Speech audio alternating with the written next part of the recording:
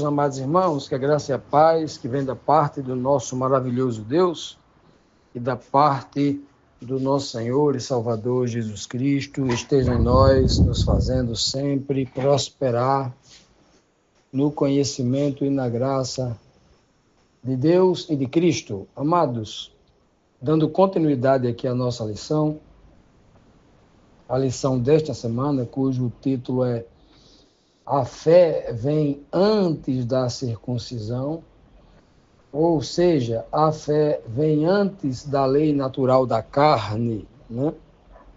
A fé é mais antiga, a fé tem prioridade no processo de justificação. Pois bem, hoje, terça-feira, dando continuidade a essa lição, só recapitulando aqui rapidamente o que nós vimos ontem na segunda-feira, né?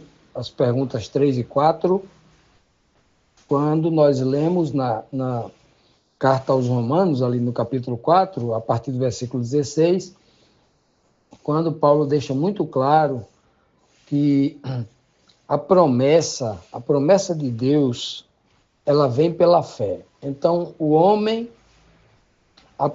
Deus só faz a promessa para quem tem fé, né? E em cima desta fé é que o homem é justificado, né? E ele diz que é de acordo com a graça. Olha que coisa linda, né? É de acordo com a graça, né? Para que o homem não se apegue à questão carnal. Coloque a carne acima da fé, acima da graça, né?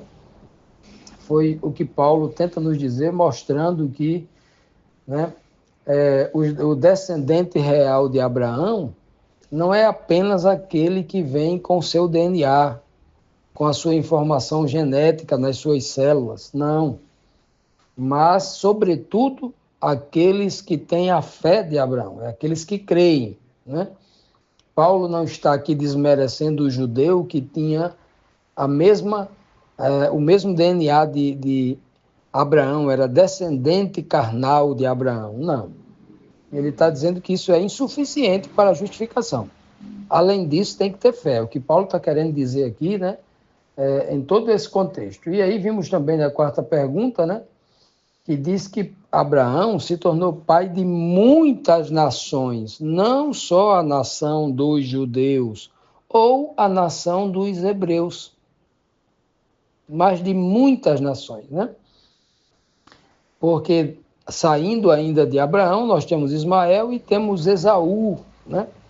Então, muitas nações houveram ali, além de que, depois que Sara morreu, Abraão teve outra mulher e teve filhos. Então, Abraão é pai de muita gente, né? Muita gente. E aí, mas de fato e de verdade, Paulo está dizendo aqui que só são considerados por Deus filhos de Abraão aqueles que têm a fé de Abraão, que têm a mesma fé, andam no mesmo espírito, né? Estão debaixo da mesma aliança que o Senhor fez com Abraão. E essa é a beleza aqui do que Paulo está querendo dizer. Paulo está dizendo é insuficiente para vocês judeus, para vocês filhos de Jacó, né? Filhos de Israel, né? O termo que ele vai usar, não tem a mesma fé, não é filho. Para os homens do mundo, para o mundo, vocês são filhos, porque os homens do mundo priorizam a carne. Para eles, o que vale é a coisa física, né? Aquilo que eles podem tocar. O homem sempre vai priorizar isso. O homem nunca vai priorizar a fé que está além do que os olhos podem ver. Os homens deste mundo vão valorizar apenas o que os olhos podem tocar. Portanto, na quarta pergunta, que nós vimos ontem, dizia isso, né? E hoje, primeira pergunta da terça-feira, a quinta pergunta diz: como seria a descendência de Abraão? Fé ou carne? A descendência de Abraão, segundo o mundo, é carne, mas a pergunta aqui é segundo Deus. Segundo, né, os planos de Deus, a justificação de Deus preparando pessoas para o seu reino eterno, né? Como seria? Romanos 4,18 diz: Abraão, contra toda esperança, em esperança creu, tornando-se pai de muitas nações, como foi dito a seu respeito. Assim será a sua descendência. Assim será como? Como as nuvens, como as estrelas dos céus, incontáveis, né? Então veja como é belo isso, ó. Paulo está dizendo que Abraão, que o cenário de Abraão era contra toda e qualquer esperança. Por quê? Porque Abraão já era velho, 75 anos de idade, né? Quando o Senhor o chamou, e aos 100 anos, 99 para completar 100 anos, não tinha tido filho ainda, foi quando o Senhor visita a Sara ali com 90, né? Ela 10 anos mais nova que Abraão, e aí o Senhor vai encontrar a mulher com 90 anos de idade para dizer, você vai ter um filho, né? E Abraão com 100, a Bíblia diz que ele já tinha cessado o costume, costumeiramente, de se deitar como marido e mulher, de manter relação sexual, né? Isso é o costume. E entendemos também que há muito tempo mais ainda, além do costume, havia cessado as questões biológicas. Sara já não era mais uma mulher que tinha condições de gerar um filho, né? Que toda mulher, ela tem na sua biologia, todo mês a mulher tem um processo de sangramento. Ela coloca aquele sangue para fora mensalmente, né? Conhecido como menstruação. A mulher coloca aquilo para fora porque não foi usado num bebê. Aquela reserva de proteínas, de sangue, de vitaminas ali, é esperando o bebê. Quando o bebê não vem, o corpo coloca aquilo para fora. Não foi usado, o corpo dispensa, né? E depois de uma certa idade, a mulher já não menstrua mais, porque ela já não tem mais condições de gerar um bebê. Então, Sara, com 90 anos, já vinha cessado tudo, tanto as questões biológicas, quanto o uso natural do costume. Qual o costume que a Bíblia fala? O homem se deitar com a mulher para ter relações sexuais. Ele já não fazia mais isso, porque já imaginou. Imaginemos que Abraão e Sara tenha casado com 30 anos de idade, ele com 30 e ela com 20. Fazia 70 anos que eles tentavam. Já imaginou? 70 anos, uma vida, mais do que uma vida, né? Uma vida inteira, que é o que está estipulado na palavra de Deus. O homem viverá 70 anos que passa disso, a enfada e canseira. Já imaginou, meus amados? Por isso que a Bíblia diz que contra toda a esperança do homem, Abraão em esperança creu. Apesar de uma espera de 70 anos ou mais, eu estou chutando aqui 70 anos porque era média, né? Assim que os jovens naquela época entravam ali naquela fase da puberdade, já tinha condição ali de ser um marido, tá? Ele já assumia ali um casamento, né? Olha só, meus amados, que coisa maravilhosa. Contra toda a esperança, tudo aquilo que o homem espera. E o homem carnal espera o quê? Espera fazer as coisas quando é jovem. Quando ele fica velho, ele já perde a esperança de tudo. Muitos perdem até o desejo de viver, porque ele acha que a vida é só quando ele é jovem, quando ele tem muita saúde para fazer isso, para fazer aquilo, para conquistar isso, conquistar aquilo, né? Mas não. Por isso que a Bíblia mostra aqui o tamanho da fé de Abraão. A fé é você acreditar naquilo que os seus olhos não podem ver, no impossível, né?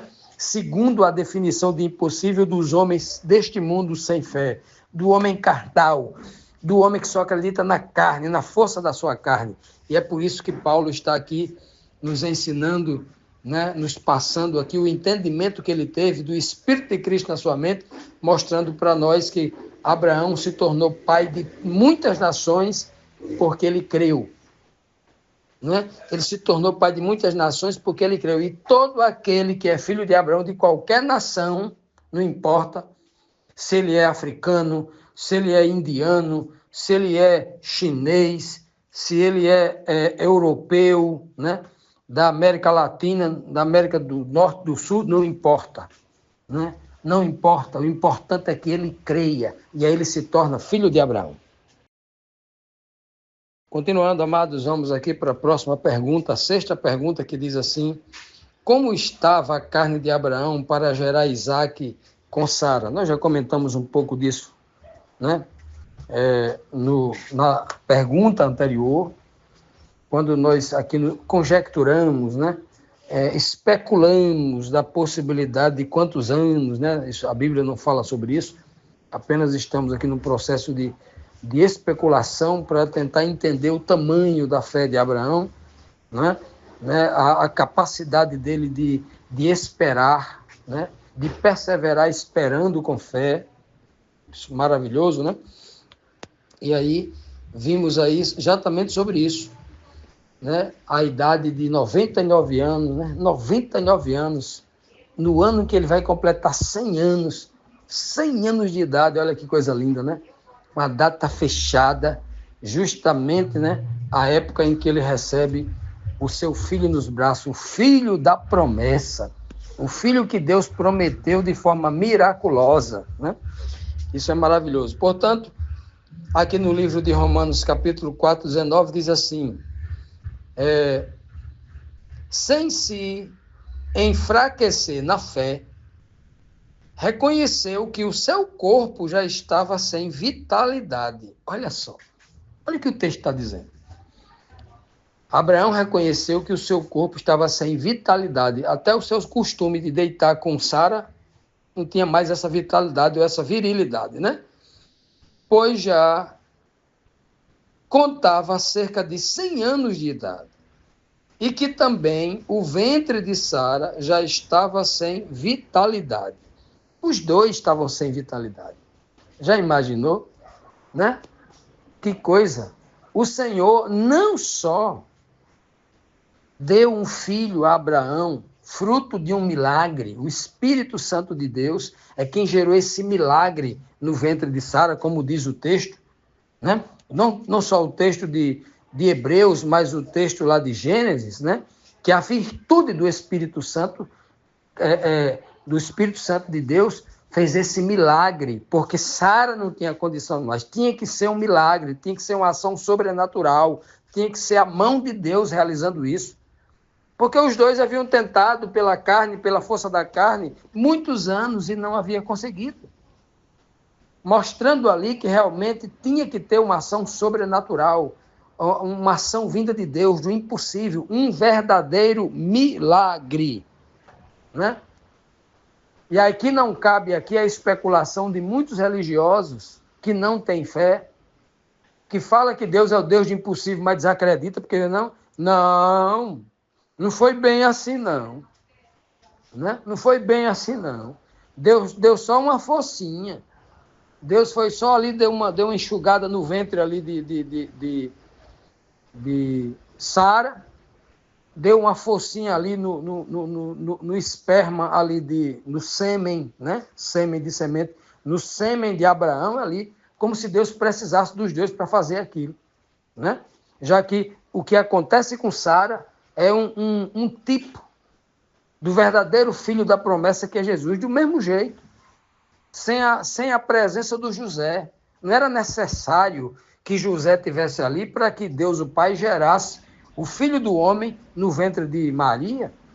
Também não era necessário que houvesse a presença de Abraão com Sara para que Deus gerasse um filho ali, né? Porque é um milagre de Deus. E outras tantas situações, né, que o Senhor repete a mesma coisa, mostrando de forma como um tipo do como ele ia fazer para trazer o Messias ao mundo, o Filho do Homem, né? Foram muitas. Assim aconteceu também com Samuel, assim aconteceu com Sansão, né? Milagres. Mulheres que tinham o útero seco e o Senhor agiu na mulher, assim como agiu na mulher Maria, agiu na mulher Sara, agiu na mulher, né, mãe de Samuel, agiu nas mulheres estéreis, como era não só Sara, né, mas a mulher de Isaac era estéril também, Rebeca. E na mulher de Jacó, a que ele amava, Raquel, todas eram estéreis, as três consecutivas, né? Estava na linha da promessa ali, consecutivas. Olha que coisa maravilhosa, né? O poder de... Não estou dizendo maravilhoso aqui, ser estéril, não. Estou dizendo maravilhosa é a ação de Deus, escolhendo pessoas incapazes para, pela mão poderosa dele, torná-las capazes, né? É assim que o Senhor faz sempre. O poder dele se aperfeiçoa na fraqueza, não é? Então, meus amados irmãos, o texto aqui é maravilhoso quando diz que Abraão não tinha mais vitalidade, e nem Sara também. Eles não tinham vitalidade, para mostrar claramente que não é a força da carne, não é a força da carne que vai justificar o homem. A justiça do homem, ela vem principalmente da parte de Deus. Isso não quer dizer que o homem não tem que fazer a sua parte. O homem precisa fazer a sua parte. Essa parte, se o homem não fizer, ele está dizendo para ele mesmo e para o mundo inteiro que ele não tem fé. Quando o homem faz a sua parte, ele está justamente demonstrando a fé. A fé, ela não é passiva. A fé, ela é ativa. A fé, ela não é inerte. A fé, ela é de ação. Então, todo homem precisa mostrar, como diz o apóstolo Tiago, né? Na epístola de Tiago, diz claramente lá, que, ele citando inclusive Abraão, diz que a fé sem obras ela é morta, porque a fé verdadeira, viva, é aquela que age, é aquela que produz obras, ou seja, obras da fé. Não é obras da força do homem, mas as obras da fé. Isso é maravilhoso, diz ele, não vem de nós, é um dom de Deus. Essas são as obras da fé.